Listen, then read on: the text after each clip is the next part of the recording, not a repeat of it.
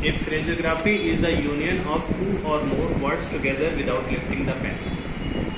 The resulting outline being called a phraseogram. जब दो या दो से ज़्यादा वर्ड्स को बिना पेन या पेंसिल उठाए लिखी जाए तो जो आउटलाइन बन के आती है उसको हम क्या कहते हैं, फ्रेजोग्राम। ठीक है, जैसे हमने पहले दो या दो से ज़्यादा कॉन्सोनेंट्स आपस में जोड़े थे ना, पी के साथ टी जोड़ दिया, एल के साथ एम जोड़ दिया, एन के साथ टी जोड़ दिया, ऐसे ही अब हम कॉन्सोनेंट्स की जगह अब हम दो वर्ड्स को एक साथ जोड़ते हैं, दो या दो से ज़्यादा कितने भी वर्ड्स को, उसको हम फ्रेजोग्राफी कहते हैं। ठीक है, the best phraseograms are those which combine the quality of facility, lineality and legibility. Best phraseogram वो होती है जिसमें तीन क्वालिटियाँ होती है, फैसिलिटी आसानी से बने, लाइनलिटी लाइन की ना तो बहुत ज़्यादा ऊपर जाए ना बहुत ज़्यादा नीचे जाए, एंड लेजिबिलिटी का मतलब आउटलाइन क्लियर हो, साफ पढ़ी जाए। ठीक है, the best phraseogram are those which combine the quality of the best phraseograms are those which combine the quality of facility, lineality and legibility. ये इसमें दिया हुआ। अब इन्हीं की डिटेल है।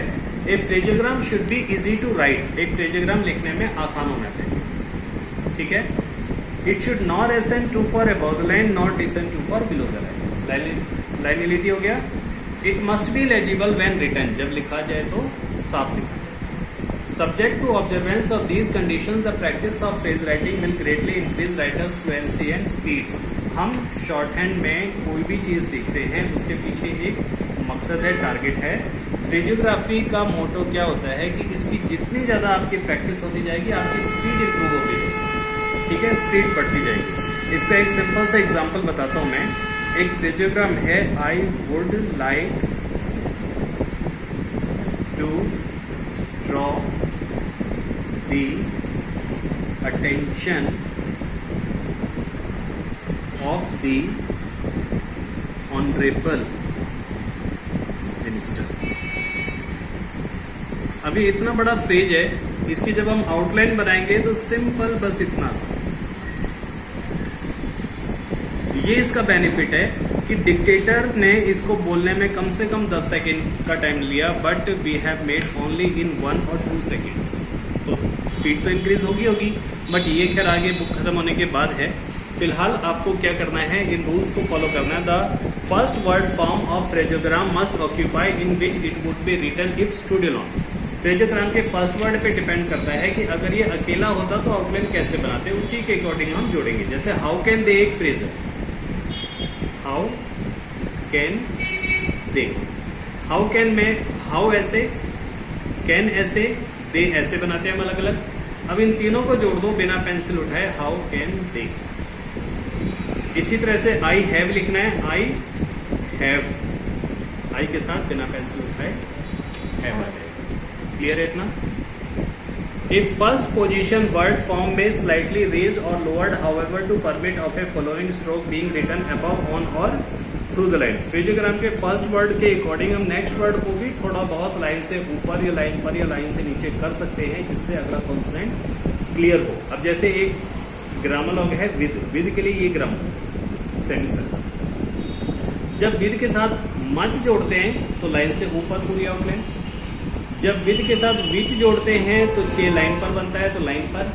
और जब विद के साथ ईच जोड़ते हैं तो इसी को थ्रू लाइन कर दिया।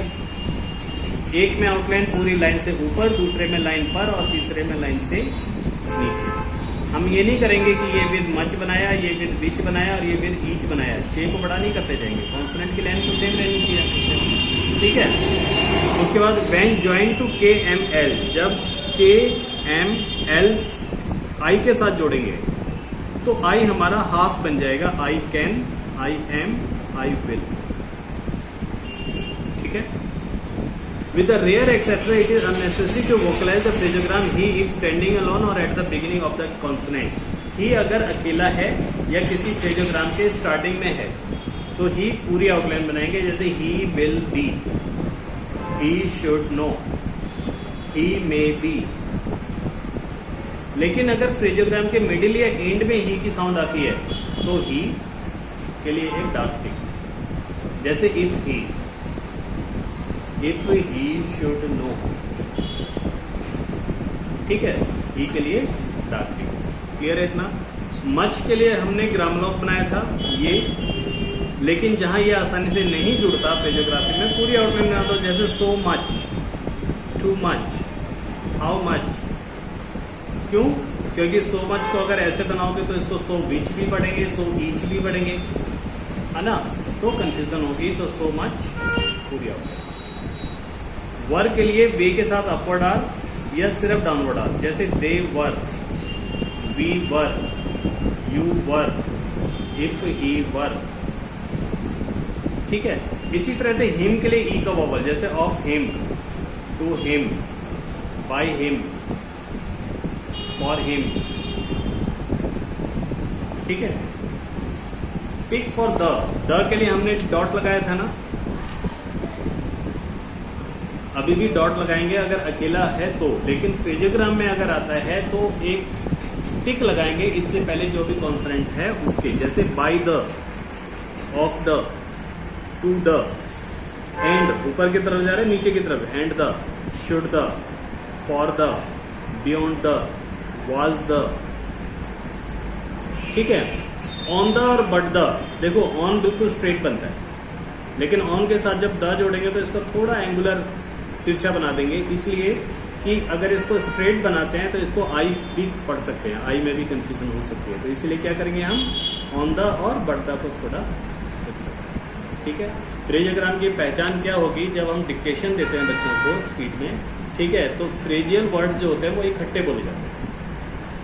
ठीक है, तो जब इकट्ठे बोले जाएंगे तो अलग अलग आउटलाइन बनाना पॉसिबल नहीं है, तो उसके लिए जैसे टू द, ऑफ द, कभी भी कोई ऐसे नहीं बोलता टू द, ठीक है, ऑफ द, ठीक है, ऑफ द ऑनरेबल बोला जाता है ना इकट्ठा।